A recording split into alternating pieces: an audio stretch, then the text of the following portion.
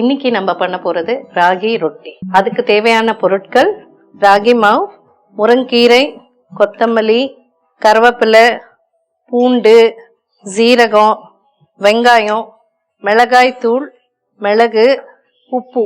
இது ரொம்ப சிம்பிளான டிஷ்ஷு. ராகி மாவு வந்து ரொம்ப கால்சியம் உள்ளது. அதனால நீங்க வாரத்துக்கு ஒரு நாள் நீங்க பண்ணி கொடுத்தீங்கன்னா நல்லது. வீட்டில் ராகி மாவு எவ்வளோ உங்களுக்கு தேவையோ அவ்வளோ நீங்கள் போட்டுக்கலாம். எவ்வளோ பேர் இருக்கீங்களோ வீட்லையோ அவ்வளோ நீங்கள் போட்டுக்கலாம். இதை போட்டப்புறம் இப்போ வெங்காயம் கட் பண்ணி வச்சிருக்கிற வெங்காயம் இதில் சேர்த்துக்கிறேன். அடுத்தது வந்து நம்ம கருவேப்பிலை சேர்த்துக்கிறேன். இதை கொஞ்சம் பொடிசாக நறுக்கிக்கலாம், அவ்வளோதான்.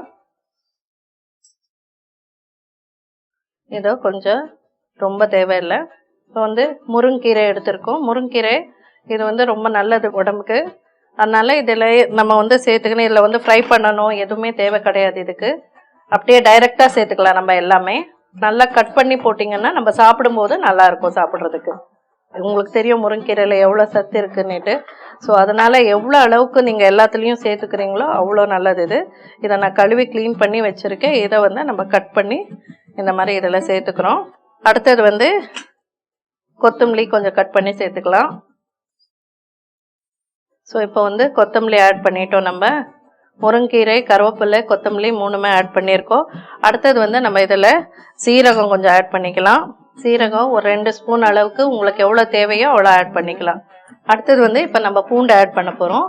பூண்டை வந்து நீங்கள் தட்டியும் மிக்சியில் அடித்து இல்லைன்னா தட்டியும் நீங்கள் சேர்த்துக்கலாம். அப்படி இல்லைன்னா நான் இந்த மாதிரி சின்ன துருவில் வச்சுருக்கேன். இந்த துருவிட்டு இது பாருங்கள், சீவிட்டு நம்ம இதில் சேர்த்துக்கலாம். இப்போ துருவியாச்சு இது. ஸோ இதை எடுத்து அப்படியே இந்த துருவினதை எடுத்துட்டு இதில் போடுறோம். உங்களுக்கு எவ்வளோ தேவையோ நீங்கள் அதை போட்டுக்கலாம். மிளகாய் வந்துட்டு பொடிசாக கட் பண்ணிக்கணும். பொடிசாக கட் பண்ணி போடுங்க. இது வந்து பிரேக்ஃபாஸ்ட் இல்லைன்னா டின்னருக்கு நல்லாயிருக்கும். இதோட வந்து தேங்காய் சட்னி சாப்பிட்டீங்க வச்சுட்டு சாப்பிட்டீங்கன்னா இன்னும் நல்லாயிருக்கும். கொஞ்சம் நம்மளுக்கு காரம் தேவைன்றதுனால கொஞ்சமாக, இது ஆப்ஷனல் தான். உங்களுக்கு தேவைன்னா நீங்கள் போட்டுக்கோங்க, இல்லைன்னா வேண்டாம். கொஞ்சமாக போட்டுட்டு இப்போ அடுத்தது வந்து உப்பு எவ்வளோ தேவையோ அவ்வளோ உப்பு நம்ம போட்டுக்கலாம். இப்போ நம்ம இதை வந்து தண்ணி போட்டு நம்ம மிக்ஸ் பண்ணிட வேண்டியதுதான். சப்பாத்தி மாவு மாதிரி மிக்ஸ் பண்ணிக்கணும்.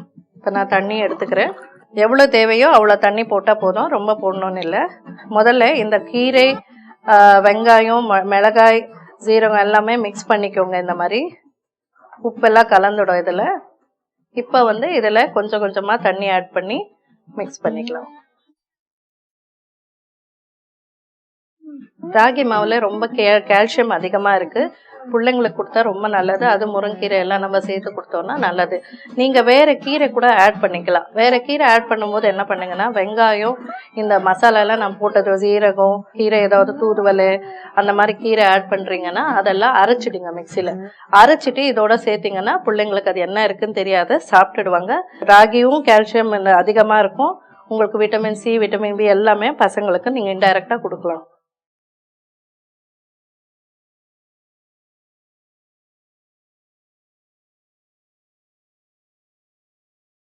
இந்த மாதிரி நம்ம பிசைஞ்சிட்டோம். இதை சப்பாத்தி மாவு மாதிரி நல்லா ரொம்ப தண்ணியாக இருக்கக்கூடாது, ரொம்ப கெட்டியாக இருக்கக்கூடாது, மீடியமாக இருக்கணும்.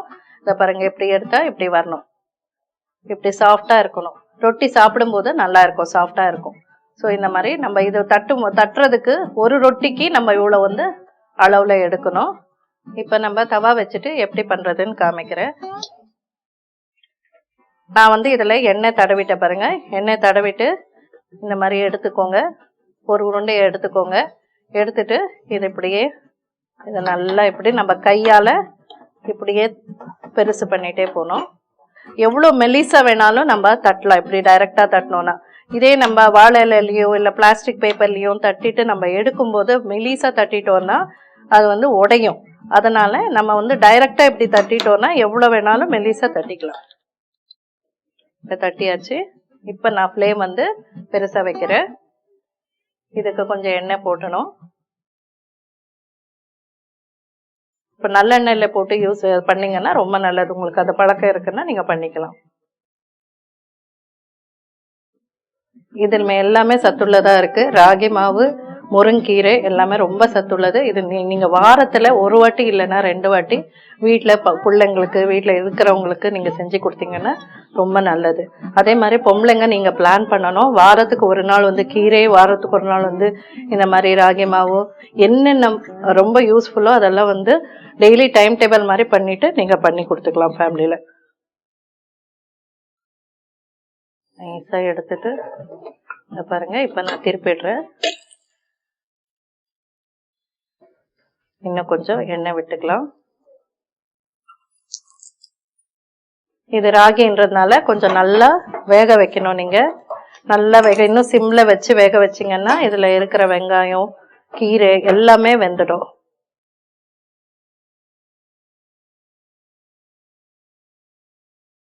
ஆக்சுவலி ராகி மாவில் வந்து இந்த மாதிரி ரொட்டி பண்ணும்போது அந்த மாதிரி வெள்ளை வெள்ளையாக வருதுன்னா அது வேகலைன்னு அர்த்தம். அந்த இடத்துல நீங்கள் கொஞ்சம் தண்ணி ஏதாவது தண்ணி சலிக்கிறதோ இல்லை எண்ணெய் போடுறதோ போட்டிங்கன்னா நல்லா வெந்துடும். அதுவும் இந்த பாருங்க, இந்த மாதிரி ஈவனாக வெந்திருக்கணும்.